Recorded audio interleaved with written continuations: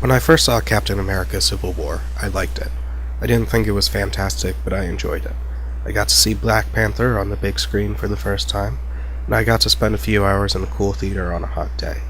Overall, it was a fine experience, and I liked it, but I didn't really feel a need to see it ever again. Later, though, when I saw the reactions others had online, I was surprised. It was generally really well received. I figured that my enjoyment of The Winter Soldier had clouded my judgment. That had happened before. I had an initially lukewarm reaction to Kung Fu Panda 2, but upon reviewing and reconsideration, I liked it. Admittedly, not as much as the first, but I still enjoyed it. However, the reactions trended more towards Civil War being the best Captain America movie, the best MCU movie, and even the best superhero movie. I thought I must have missed something. Resolving to rewatch the film and find what others loved so much, I took a critical eye but an open mind. Sadly, I did not agree with the wonderful reviews. Instead, I found that this movie was actually, at least for me, rather unsatisfactory. Part 1. Captain America, the Third Avenger. One thing on which I did agree with critics was that this film felt more like a third Avengers film than a third Captain America film. By having a team of 8 costumed heroes working for Cap alone, the scope of the movie has expanded well beyond Cap, Bucky, Carter, Jesse Custer, and General Patton from the first movie, and beyond just Cap, Falcon, Black Widow, and Nick Fury from the second.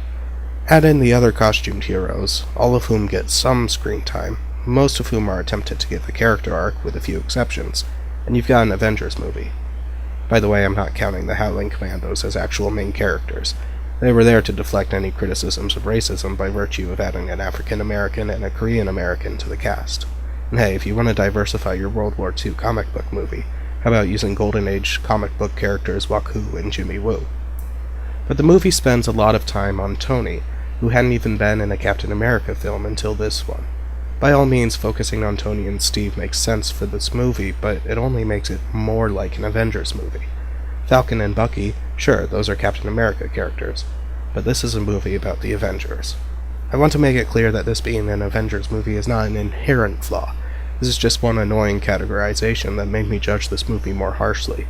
Why would a Captain America movie need 8 main players on his side, 6 on the other, and still have time for a villain? Now, the criticisms I saw still said Mr. Rogers is the main character. Is he, though? Winter Soldier followed the fallout of World War II in the MCU. It deals with Steve adjusting to civilian life and how the supposedly pure clandestine organization his girlfriend started was secretly run by Nazis. It's set in the modern day, but it is concerned with the world established in Cap 1. Cap 3 is about the fallout of Sokovia. It is about how the Avengers function as an unrestrained entity. It's arguably not even about Part 2, Captain America, Civil War. Captain America. Captain America is essentially the prototypical American superhero. Sure, he's not the first superhero, but more so than Superman, he embodies American spirit. Plus, he's more famous than the people he ripped off for his theme. He's Marvel's first real superhero, as Namor is more of an anti-hero, Angel is a detective, and Human Torch a sci-fi character. He changes as America changes, reflecting the people's views in the times that the comics were published. So, why does Captain America never change in the MCU? Sure, his costume changes, and he gets worse hair, but his attitude never changes. This Steve never has to change who he is, because he's always presented as right. And think about, in terms of personality, how has Steve changed since the opening of Cap 1? He's a little more distrustful of the government, sure. That's about it. He has no major character flaws. But hey, that's fine. Comic book Cap generally doesn't either.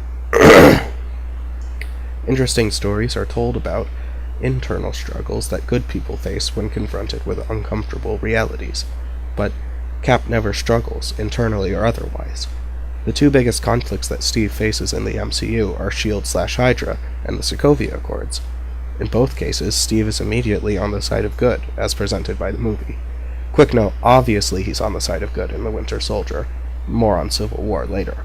He never has to question anything, because he's a passive participant in the obviously evil or inconvenient world around him. And because he's so passive, Captain America contributes nothing to the plot.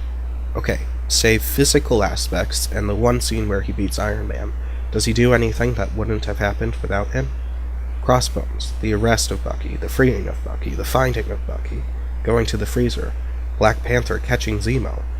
With the exception of Black Widow letting Bucky go, and maybe when they get their gear back, Steve contributes little to the main plot that wouldn't have happened without Falcon. There's character stuff, but the two main plot lines would go on without him. Namely, Part 3, the Sokovia Accords. The Sokovia Accords! The main in-universe reason for the big fight scene, as opposed to the out-of-universe excuse of, isn't it cool if heroes fight each other? Hinges on the Sokovia Accords. The Avengers have been out of line, saving lives without permits, causing unnecessary collateral casualties. This isn't something that is a bad idea for a story, but it's handled really badly in this one. The main reason Captain America doesn't want to sign the Accords is because he needs to be able to react without waiting around for a committee to okay his actions. Given that in the intro to this movie they're conducting a sting operation that has been going on for at least a day, this seems a little silly. But sure, I suppose hypothetically a situational threat may be abrupt and only Steve can handle it. If there's an open shooter, I'd like Cap to take him down whether he gets the all-clear from the UN or not. The problem is that this point is never addressed. Yes, Captain America brings it up multiple times, but Ross, Tony, T'Chaka, etc., none of them mention imminent danger. This stack of papers is pretty thick, and I'd imagine they'd have come up with some policy on Red Ghost attacks Laundromat Steve visits that would satisfy Mr. Frontier Justice's lust for freedom. Side note, I know that Red Ghost is a Fantastic Four villain and unlikely to appear in the MCU. Also, I know that MCU Steve has his own washing machine. Presumably this giant book has thought of everything. Could we even see Steve reading it? Let's pretend, though, that Dostoevsky equivalent of a law is incomplete in its boundaries placed upon the vigilantes, although not the defenders. That's possible. Real-life laws are often bogged down with rhetoric to make the influential parts harder to identify, so perhaps the Accords are so overinflated with technical jargon designed to turn off nations from reading it, although they still did, and at least comic book T'Chaka is way too sophisticated to support something he didn't read. Then why didn't Steve bring his arguments while they were making the Accords? I know it's common tactics to sneak a bill in super late with the hopes of surprising an opposing political party, but this wasn't a partisan US-only bill. 117 countries signed these Accords. This could hardly be something that's done in 1 hour while everyone's sleeping, if only because part of the world is always awake. Yet somehow this has flown underneath the radar of all our superheroes. Tony doesn't find out until Mariah ambushes him in a hallway, and Cap and Falcon first hear about it as it is put on the table. The sudden appearance of the Accords doesn't make sense from a logical or narrative viewpoint. The Accords only make sense if you really need someone to fight. Even in the MCU content following Civil War, the Accords are pointless. Black Panther and his friends operate outside of Wakanda. Spider-Man stops crime as it is happening. The Defenders don't so much as raise an eyebrow from the government, who is too busy with Punisher to care about superheroes. Doctor Strange operates freely, and Thor, an official member of the Avengers, doesn't even mention it in his movie. AntMan and the Wasp is the only movie where characters really face consequences of the Accords, and those are all personal. Cap and friends could have presumably just dropped out of the Avengers. Sure, they would have had to give their government tech back, but in Spiderman Homecoming, something goes wrong, the situation goes south, and Iron Man himself steps in without the approval of the UN. Several days later, after a very public display, he is still in the Avengers, still publicly adored, and still not in jail. It's almost like this movie had no consequences except Part 4, Infinite War. Most stories, especially action stories, are born out of conflict. There hasn't been a single Marvel movie without a fight scene. And that's fine. It might say something about how our species has an unhealthy obsession with violence and wants to see circumstances in which the violence is justified, but it's fine. Some of these movies don't focus on the fights, though. Spider-Man Homecoming is mostly about Peter, and the conflict is internal. Even his interactions with Adrian in the trailer are much more grounded, showing how much more the man behind the vulture mask is than what he uses to commit crime. The first Guardians movie wanted to stress quirkiness with its trailers. Ant-Man, humor. Iron Man 3 had a conflict-heavy trailer, but it was focused on Tony's inner demons, rather than the external ones. Civil War, however... Well, like I said, the out-of-universe explanation for Civil War is, wouldn't it be fun to see heroes fighting each other? This is the case for both the comics and the movie. Mark Millar, Steve McNiven, Dexter Vines, and Maury Hollowell's 06-07 event comic is the namesake of this movie, but it shares some differences. Instead of accords dictating when to act, the Superhero Registration Act requires vigilantes to undergo government training before they can save any lives. Clearly something worth killing over, right? A lot of people pin Marvel's current state on different things, be it a shifting political climate, recent success from DC, a surge in indie comics, feminism. Wait, what? But I think a major reason that Marvel changed is due to its inability to have rational friends lead their titles. I'm not talking about the artists here. Storylines with intriguing ideas are sparked by supposedly heroic and intelligent individuals. House of M starts with the X-Men willing to murder someone for having superpowers. Secret War involves heroes overthrowing foreign elected governments. The Ultimates universe is full of cannibals. World War Hulk happens because the Illuminati, yeah, that's their real name in the comic books, refuse to talk to their supposed friend. And Civil War happens because any disagreement must be handled with violence. Is it any wonder that new talent wants to have new characters take up the mantles? Why would you want to inherit an Iron Man that shoots his problems/friends into space? Or an abusive Spider-Woman? Or a fascist Carol Danvers? Murderous Hawkeye? A Spider-Man that sold his marriage to a demon? A Wolverine wanting to murder his friend? New blood wants to work with the characters that they grew up reading, but those characters have all become jerks, so we get people like Riri, and Gwen, and Kamala, Kate, Miles, Laura. Heck, the first 5 X-Men had become so bad that I literally brought them through time to today. Small aside, this isn't me saying I like all of these characters or directions. Of course, that aside isn't me saying I hate them either. Generally, I love Kamala and hate the time-traveling X-Kids. But because the concept of Iron Man fighting Captain America, or Avengers fighting X-Men, or Hulk fighting everybody, is too exciting to pass up, characters morph into dark versions of their past selves, committing acts that they would have once condemned. Friendships are broken so that readers get to see a fight, but the next time a crossover is needed, these people are suddenly chums. Even in really good books featuring classic characters, we see T'Challa call Tony a good man, even after Tony made a robot clone of Thor kill Goliath. Also, Tony helps T'Challa, the man who hit him to the floor when he was having suicidal thoughts. Admittedly, and thankfully, the movie Civil War doesn't have nearly as evil protagonists. This Cap doesn't guilt-trip children into being willing to die for his war, or nearly murder the Punisher. This Tony doesn't make a Thor clone kill a hero, or send heroes to a mind-destroying prison, or hire serial killers. Instead, the tensions rise because, supposedly, the Sokovia Accords. However, the real tension is almost entirely because of the second plotline. Part 5, Captain America, Winter Smolder. Bucky Barnes. He's Marvel's fan-base sweetheart, although I couldn't tell you why. Bucky has a decent enough story, but why the second most charismatic raccoon in the MCU is beloved by so many, to an extent beyond characters like Falcon, is beyond me. But that's personal. Bucky is very tangentially related to the Sokovia Accords. At the meeting for the Accords, Zemo impersonates Bucky, and that's it. Both of the big fights in this movie are because of Bucky, not the Accords. Cap is worried about the surplus Buckys, so he rushes to an abandoned airport, the least interesting place to fight. Later, the final fight is because Tony finds out Bucky killed his parents. But then, for some reason, Steve's letter is about how he can't stand for the Accords, which isn't why they fought. I mean, maybe Vision, Hawkeye, and Scarlet Witch fought because of the Accords, but everything else was because of Bucky and the new Winter Soldiers, or because of the Vienna bombings. And really, there is no reason Cap should be willing to let Bucky run. Before he knows about the extra soldiers, he still helps a terror suspect kill JCTC agents. While the skirmish is supposedly 0 casualties, I don't buy it, mcuwiki. Let's review the stairwell fight scene. The first agent, Bucky punches with his metal hand, then rips him away via his rappelling cable. The second is tripped by Steve, the third is kicked hard enough to cause unconsciousness. The fourth is tackled. The fifth is our first reasonably certain death as Bucky grabs him with his hand and drives his head through a bookcase and slammed against the floor at a high speed. First recovers and moves to Bucky, who whips him in the upper torso with a cinder block. The cinder block shatters, and the force sends First into a door, which collapses under the force as First remains motionless.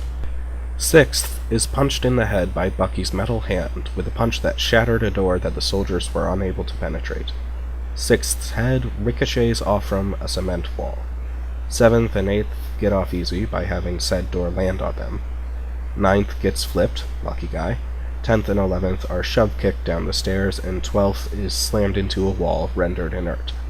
Either 7th or 8th charges Bucky, who slams them into the wall using a battering ram. 10th gets that battering ram to his lower body, and Bucky rides on 12th into a corner at high speeds. 13th is shoved down one flight of stairs, and 14th is thrown several feet into a door pane.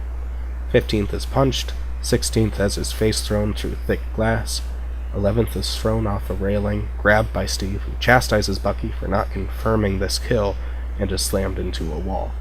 15th is elbowed to unconsciousness, 17th is kicked through a door, 2 unclear numbers are used to keep each other from falling down the stairwell, despite being exhausted and injured.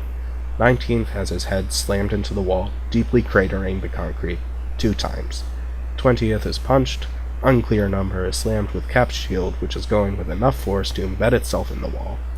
Steve goes out of his way to hurt people that want to bring Bucky to justice. I want to clarify that I know in the minds of the filmmakers the heroes aren't killing the soldiers here, they're just acting out scenes of violence identical to those that kill people in real life. However, even if every single one is not killed, they are taken out of commission, many with undeniable concussions. They'll be alive with a decreased standard of health, and mental and physical problems that will take their toll on both the men and their families years in the future. If Bucky is truly innocent, why does he not simply submit to the authorities? If Steve knows he killed Tony's parents, why won't he tell him? If the two of them know that there is a villain intent on releasing more Winter Soldiers, why do they not call in some assistance? They could just ask for help, but instead they keep secrets and hurt those that try to get them to cooperate. Good people feel bad when they've hurt others. If this truly is the old Bucky, the World War II Bucky, he has no reason to fear the world. Hawkeye and Hulk both killed people under mind control, and they still worked on the Avengers as public figures. It would be hard to process, of course, but if Steve sat Tony down and told him that Bucky, his friend, murdered Tony's parents, and was turning himself in to face these consequences, there would be no violence. But no, Steve and Bucky against the world. And the world includes other superheroes, and the UN, and basic human decency. But hey, unless you Team Cap fans think I'm being too hard on him. Part 6. Iron Man flee. Like, flees from character development. Don't think I'm saying I'm on Tony's side. From a practical standpoint, I get what he's saying. After all, superheroes put innocent lives at risk when they see a situation going wrong, and incidents like that pop up in the MCU. In reverse movie order, in Black Panther, T'Challa could have worked with South Korean police to surround the gambling den. Spider-Man endangered the ferry when the FBI had the situation handled. The Avengers B team doesn't gridlock with the Nigerian government. Seoul doesn't shut down the railways. The Iron Legion has to issue a stay-inside warning to Novigrad. There just so happens to be an entire government in charge of DC that wants to stop Hydra, as seen in Agents of S.H.I.E.L.D., but we never see them intervene. Tony can contact Jarvis in Tennessee, but not the local police. Berlin is completely unprepared for Loki. Peggy fires wildly into a populated street instead of alerting the police.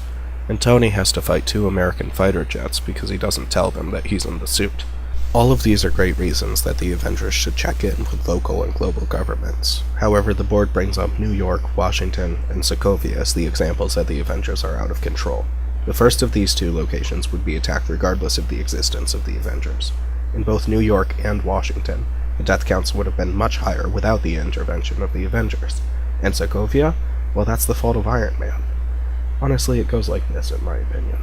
Iron Man 1 and 2, Avengers, and Iron Man 3 represent the arc of Tony Stark from weapon salesman to pacifist, while Avengers Age of Ultron and Captain America Civil War, both made well after Tony's arc should have ended, are about Tony Stark becoming a tyrant.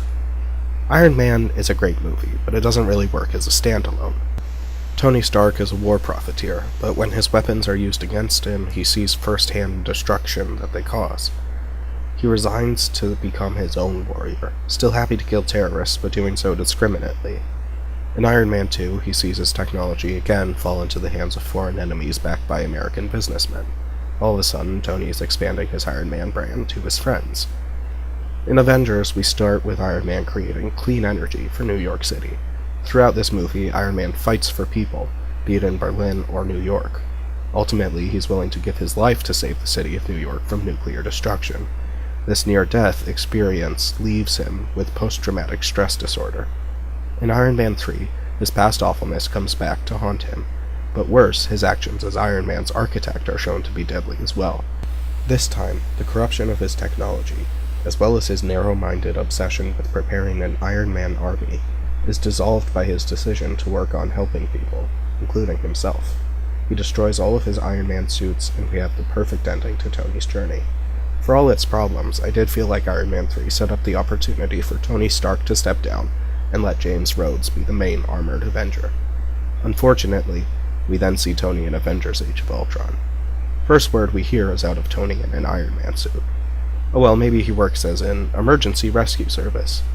No, he's shooting people. Well, still, he's shooting Nazis, and how can you really fault him? As long as his actions are limited to himself, he's only sort of walked back on his... Oh, yeah, the Iron Legion. A group of hackable robots that Tony built after Iron Man 3. Well, maybe they don't have weapons. Oh, no, they have weapons. Well, that's unfortunate. Even worse, the creation of Ultron is given to Tony instead of Hank, and it really goes against what we just saw Tony do in Iron Man 3. Rather than building a safer, healthier tomorrow through peaceful means, Tony is outfitting his own personal soldiers, upgrading his colleagues' killing machines, making everything look cooler at the cost of regressing back to Iron Man 1. The worst is that the creation of Ultron is never punished, never condemned beyond a couple of snide remarks, and he goes free. Civil War is almost the nail in the coffin for Tony's character. We're told he doesn't want to stop making suits after suits, regardless of how it affects his relationship with Pepper. And while this Tony is concerned with collateral damage, which is a good thing, he is invested in blaming the Avengers for deaths in Sokovia. Save Scarlet Witch, and we'll get there, Tony is the only Avenger that should be blamed for Ultron. Instead of recognizing his actions have repercussions, which he already did in Iron Man 1 and 3, he blames the deaths on a vague irresponsibility of people working to save lives. What did he expect Scarlet Witch to do? Oh wait, Scarlet Witch. Part 7, House of Dumb. Right, back on the other side. You know what would be a reasonable thing to persecute one of the Avengers over? How about intentional mass murder? No, not him, he was mind-controlled. No. Come on, context. Yes, Scarlet Witch. In Avengers Age of Ultron, Scarlet Witch and Quicksilver aid Ultron in his pursuits in both Johannesburg and Seoul. It's unclear how many deaths are the direct result of Wanda. Let's hypothesize, shall we? Some Claw henchmen die, but that's at the hands of the Avengers as well, and it's not really murder. Let's focus directly on Johannesburg, where innocents die. While we don't see Scarlet Witch directly attack Johannesburg herself, she mind-controls an otherwise peaceful Bruce into attacking the city. It's hard to nail down how many people he kills, but we see at the very least, he overturns one large vehicle, rampages through a crowded market, throws Tony through a building, which we have no reason to assume was evacuated, and drags him through several floors of a different building. An untold number of people die, and we never see Wanda deal with that. Furthermore, people are killed in Seoul. Again, numbers aren't clear, but Wanda helps Ultron in his murder paths until it is revealed that he wants to destroy Sokovia. So at this point, she thinks he has gone too far, and does everything she can to try to stop him. Killing the Avengers, that's one thing. Killing innocent people near the Avengers, she's fine with it.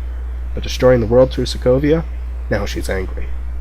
And despite some initial distrust from the Ultron parents and Hawkeye, she becomes a beloved member of the Avengers. After all, she helped defeat Ultron and rescue the Sokovians. But she helped Ultron get to that place, and she killed an untold number of South Africans. And she was willing to kill South Koreans. Was she opposed to Ultron's final goal because it would be hurting a white country? Okay, maybe that's unfair. After all, Wanda herself is Romani. Oh, not this one. Well, still, this is Magneto's daughter. She wouldn't be raised by someone that would allow... Oh, come on! Ultimately, whether or not the whitewashed Wanda willingly wanted wanton wickedness wailed with white whirlwinds, specifically because she's racist, doesn't matter. I mean, I think she is, but I don't think that's her inspiration.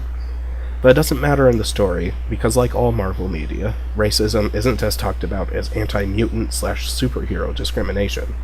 What matters is, she committed murder.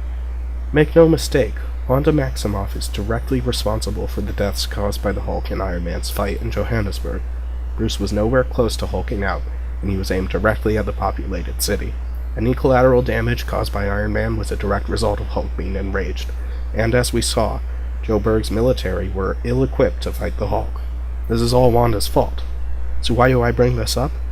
It's not that I think a character can't make the transition from murderer to hero. The problem is that she is off the hook as far as Civil War is concerned.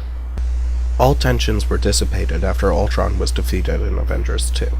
All of the following action is meant to set up future movies, because of course it is, so it's understandable that now is not the time for Wanda to face consequences for her actions. Not so in Civil War. What happens is multiple months pass. People acknowledge that Sokovia happened. Johannesburg and Seoul are both in the news closely before the start of this movie, and yet, still, this isn't brought up in Civil War. Wanda murdered innocent civilians. Not collateral damage, not she failed to stop a bad guy, not she moved a bomb and it killed less people than it would have. She murdered innocent people, and nobody brings it up. Which makes it so much worse that everyone is hung up on the collateral damage in Lagos. This concept of accidentally harming someone being a criminal offense isn't bad, but the brunt of it is placed on Wanda, who intentionally harmed people.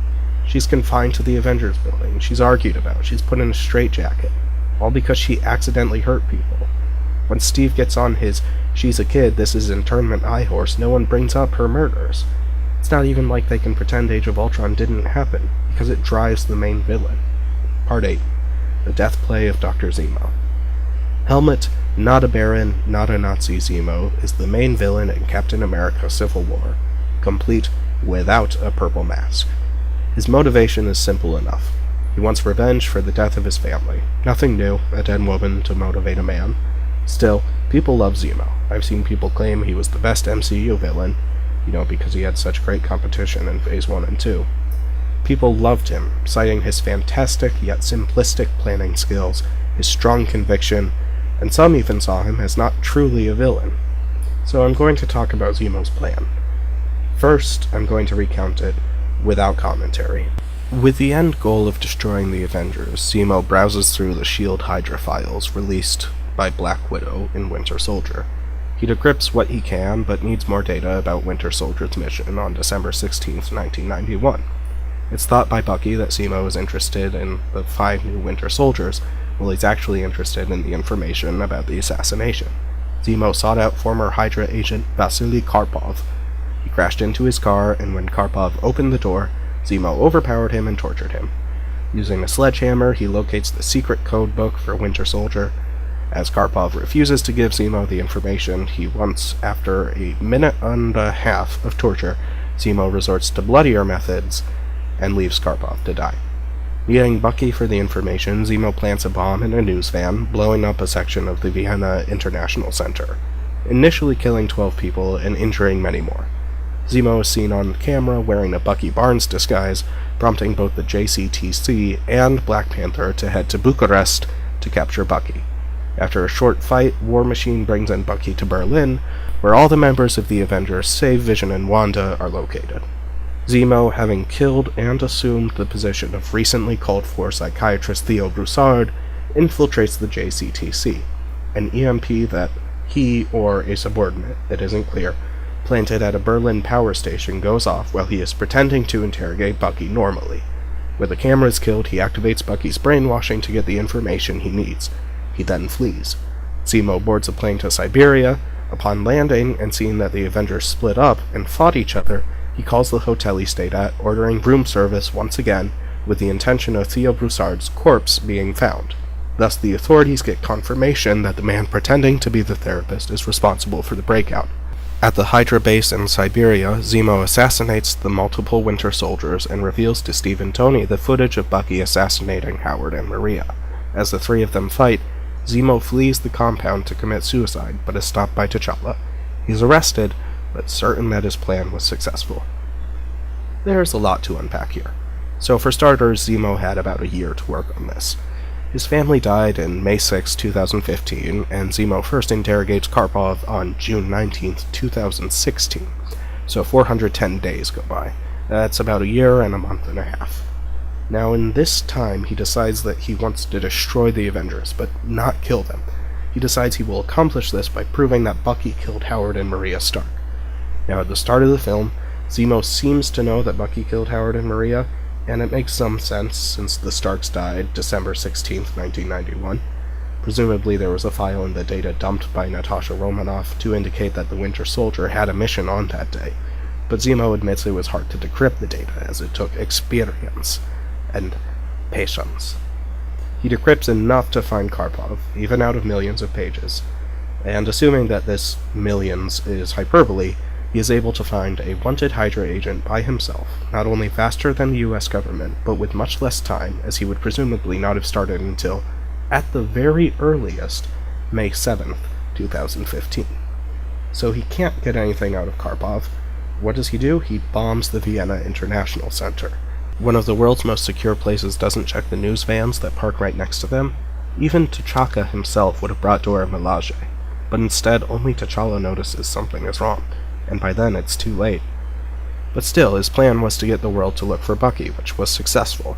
Then he manages to find Theo Broussard, kill him, plant an EMP at a Berlin power center, and then once Bucky is captured and processed on the same day, which means Zemo had less than 12 hours given the sunlight to find the JCTC therapist, which, even if he was prescient enough to know Bucky would be taken to Berlin, he then had to kill him, adapt to the persona, order coffee and bacon from the same hotel multiple times, set up the EMP, and plan an escape. If he truly needed the world to be looking for Bucky, he wouldn't have even known to start in Berlin until JCTC found Bucky in Romania, at the earliest. Even a speedster would have trouble accomplishing this. On top of this, his escape relies on unbelievable stupidity on the parts of Falcon and Cap, as well as the JCTC. Lucky for him, no manhunt is put out on this guy that they have video of that is A. not around after Bucky's escape, B. not recognized by anybody, and C. was seen releasing Winter Soldier by Steve and Sam, at this point still trusted members of the community.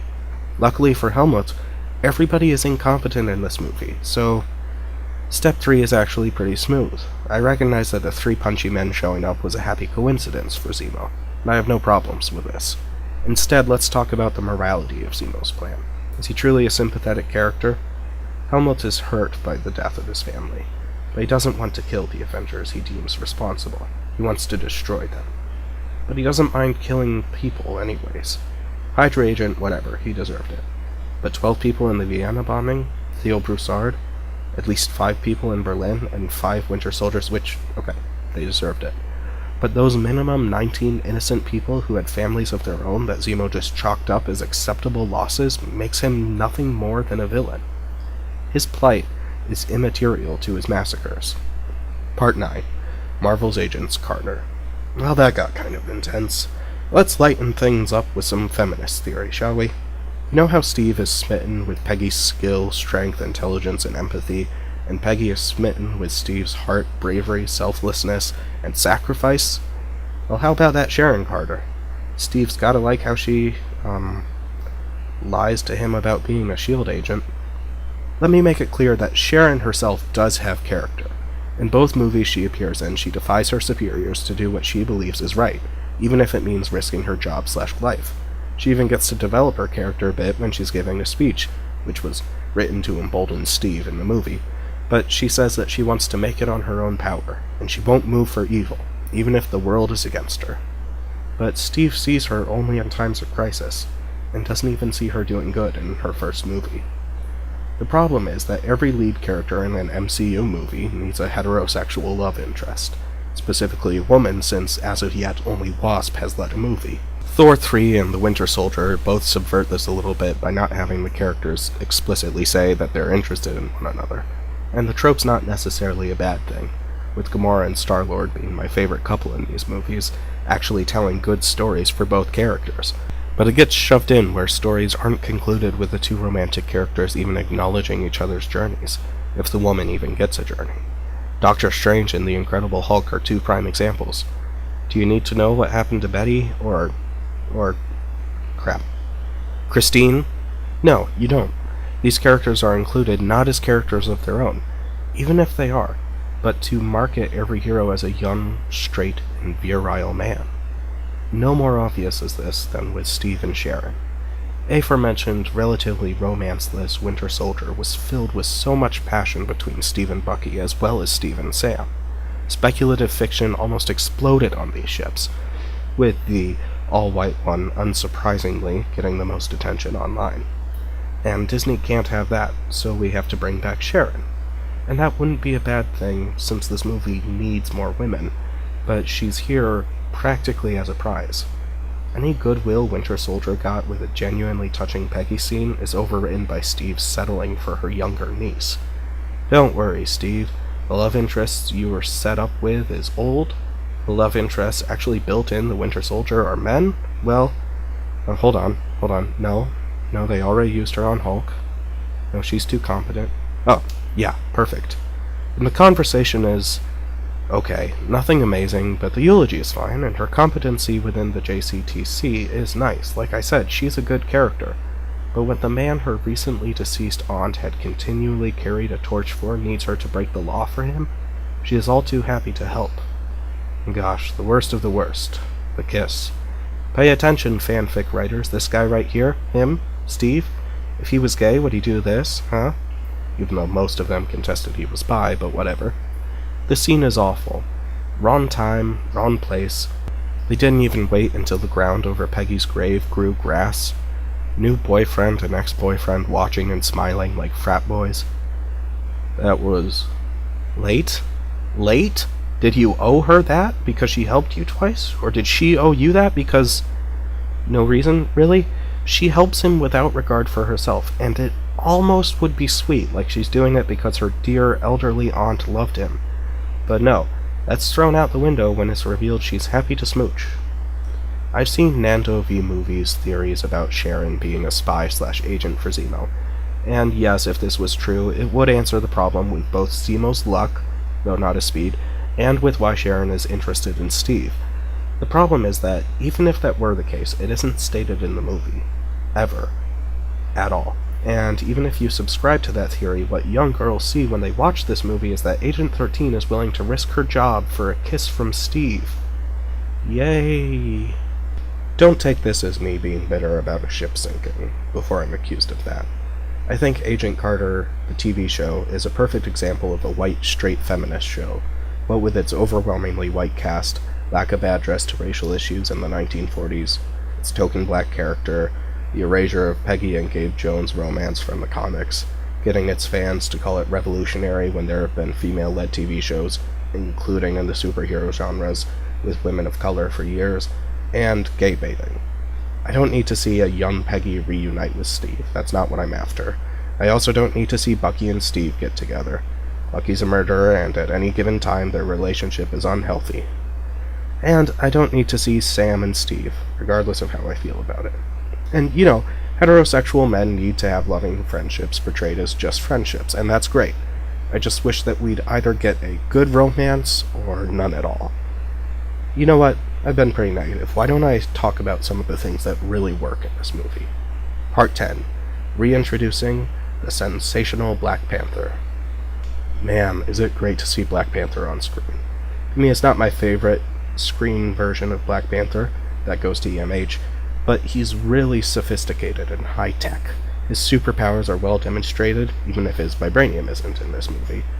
But his suit is cool enough, and the choice to use Isi-Sa is interesting. Instead of Hausa or Yoruba, the languages most often used by Wakanda in the comics, Osa is less popular, meaning this brings more exposure to the language, and hopefully to the culture, not in an exploitative way, but rather in an appreciate culture and reunite disenfranchised people with their ancestral ties kind of way.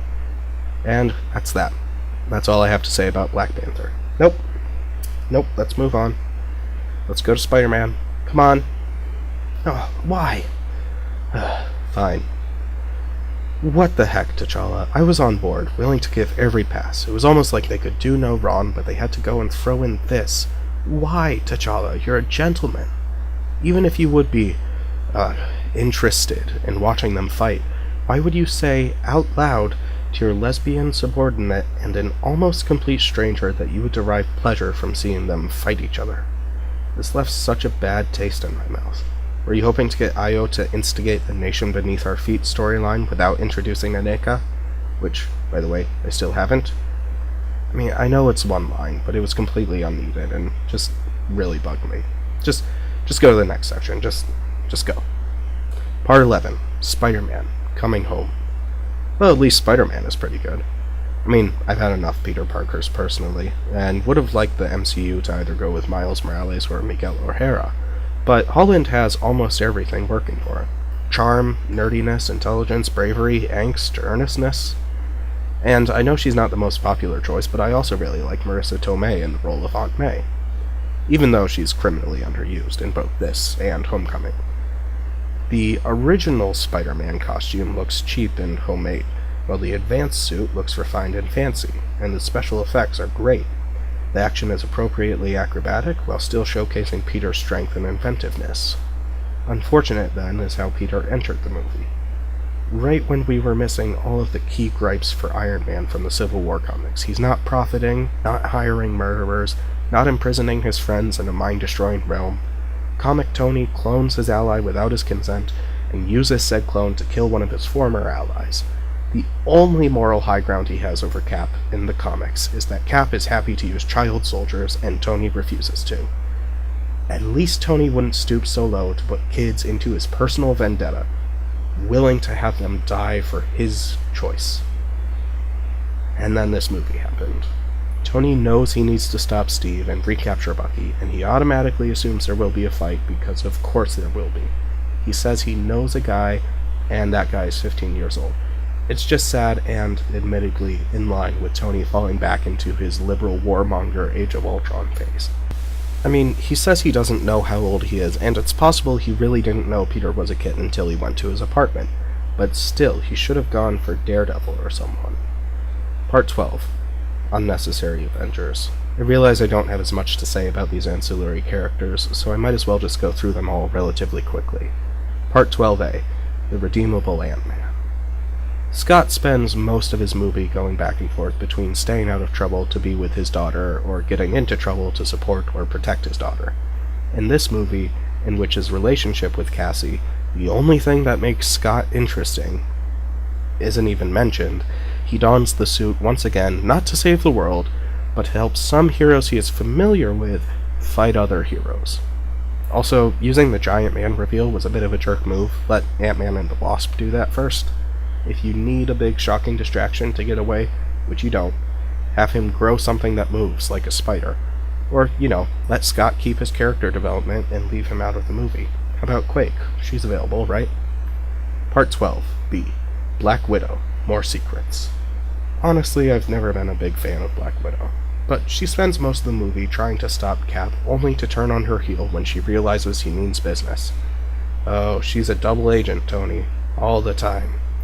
Even after 3 movies of her not being that. Whatever, it's boring, and extremely little consequence to both herself and the movie, with her betrayal only warranting a line from Tony, followed immediately by her disappearance, and never mentioned again. Part 12C. Hawkeye. Little Fits. Of all the random characters to fight in this brawl, Hawkeye makes the most sense, for the minor characters at least. He feels like he owes Wanda, and after all, he got Pietro killed. But of course we're still subject to his personality. The driest of the lines aside, his 2 big scenes are rescuing Wanda, which she objects to until Vision kicks his butt after Clint attacked him first, and tongue-lashing Tony. He's just kind of frustrating and whiny, and I feel him being imprisoned isn't some big kind of injustice. If you're a big MCU Hawkeye fan, then great, enjoy his presence. I don't care for him, but I wouldn't say he's a good character handled poorly, rather a bland character handled competently. Part 12. D. Falcon. Fake fight. Honestly, Sam gets about as much character development as Steve does. He starts the film unquestionably loyal to Steve, and ends it there. We almost get something with him and Bucky, but it's only 2 lines. He's pretty much an extension of Cap, only not motivated by a Bucky, but a Steve. Obviously, the plot would work with either one of them, but they aren't dynamic from each other. Falcon wasn't a very complex character in The Winter Soldier, but neither was Steve in that movie, and he's still charming and heroic. We get the same thing here, without as much nuance and background. There's this insinuation that Sam will have something to fight Bucky about, but it's fruitless, because he's ultimately just an extension of Captain America. A little more on Falcon in a bit. Part 12E, Vision. Little worse than Iron Man. Vision gets some things okay. We get a bit of robot humor. His flirting is competently written, but ultimately creepy given the age difference. Wanda, he's like 1 year old. And he also explains why he's for the Accords more than Black Widow does. Sure, correlation does not equal causation, but at least he has a reason beyond the script saying that he should have a reason. Unfortunately, he falls into the plot in the worst possible way. Part 13, Jim Rhodes, the armor and the altitude. This movie paralyzes Rhodey. I mean, at least this Civil War doesn't kill a black person to motivate the heroes like both of the comic book versions do. But Rhodey is crippled. It does very little to the plot of the story. Nobody switches sides. We get a bit of character stuff with Rhodey at the end of the movie, but it ultimately feels mean-spirited. Rhodey isn't paralyzed in combat, or by saving someone. Vision shoots a laser beam instead of flying after Falcon, and the fallout is... whoops. Ultimately, we get a moment that feels like it could be true motivation for Tony. If Rhodey were to be injured by Bucky or Steve, that could explain a ferocious attack on the two of them. If it were an accident, then we would have reasonable deniability for the Cap side. As is, though, the motivation is an assassination that was not only committed, but hidden from Tony for years. Thus we have a cold case that was not built up, with Maria Stark only appearing in this film, motivating Tony, and a flimsy excuse, mind control and protecting the peace, as justification for Steve and Bucky. And on top of this, Rhodey is paralyzed to the point of almost nothing. Vision says he was distracted, and then disappears for the rest of the movie. Sam asks about Rhodey, but that's about it. Steve and Bucky don't even seem aware that it happened, and Tony gets to look sad for 3 scenes, since in this film, Rhodey is mostly just an extension of Tony. At least Rhodey being paralyzed is development for his character. In this new state, he's obviously... oh wait, he was just... okay, he seems fine now. What? Well, still, a potentially problematic paralysis can be a great motivator to shift a character into greater focus. What will Rhodey do on the sidelines? Oh, come on! Part 14, Chekhovs Gun. You know what? Enough about the characters. Let's talk about plot structure. For those unaware, Chekhovs Gun is a storytelling principle that states if a gun is introduced, it needs to be fired. Obviously, this can extend beyond a literal gun. The principle generally means that anything introduced in the story should be used. If you're not going to use it, don't introduce it. Generally, this is one of the MCU's best storytelling elements. They're really good at setting things up that become important later on in the film, or even in another film. The payoff is generally good, or at the very least, competent. Thus, the only reason a Marvel movie should introduce a new object or concept would hopefully be to have it pay off, or like if it's a joke, but generally an introduced gun should fire. Pity, then, that so many things are introduced in this story that amount to nothing. An interesting bit of technology to establish why Tony is at MIT? Never used again. This may as well have taken place in a flashback. The bioweapon that Crossbones wanted to steal? Has nothing to do with the plot. In fact, everything to do with Crossbones has little impact beyond the dead Wakandans. This may as well have been Constrictor's team, since no build-up or fallout is provided by this being Crossbones. Sure, if you saw Winter Soldier, you'll recognize him, but there's ultimately nothing he does except taunt Steve about Bucky. Great cameo. The Warhammer, as Wiki calls it, shows up, gets a line and some fun camera angles, and isn't used. Of course, you could argue the same for Agent Ross were it not for Black Panther. After all, both this movie and Age of Ultron contribute more to Black Panther than they do standing as decent movies by themselves. Part 15. All new, not different.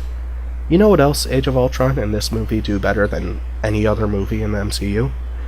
Illustrate a problem with the MCU's diversity. In the Iron Man movies and in the Winter Soldier, the characters of James Rhodes and Sam Wilson, respectively, are fleshed out, contribute to the plot, have motivations of their own, and are heroes in their own right. In these movies, they are sidelined to less important roles.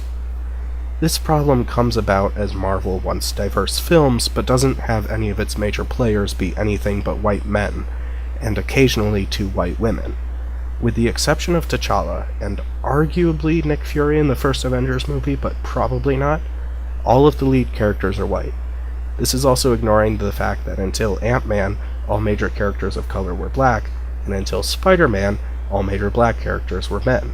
I mean, both of those are inaccurate if we count aliens in Guardians 1 and 2, but they aren't really people as much as, aliens, and they're wearing makeup. This divide is reprehensible, but not too noticeable in each individual movie. Iron Man 3 has a lot for Rhodey to do as a soldier and as a friend, and we see some personal stuff for Sam in Winter Soldier, and Heimdall is a savior of the people in Ragnarok. However, in Age of Ultron, all three men show up in small, unimportant capabilities. After all, these movies are about the characters coming together, and thus the main characters take the foreground, and the other major characters, like the black best friends, get thrown into the corner.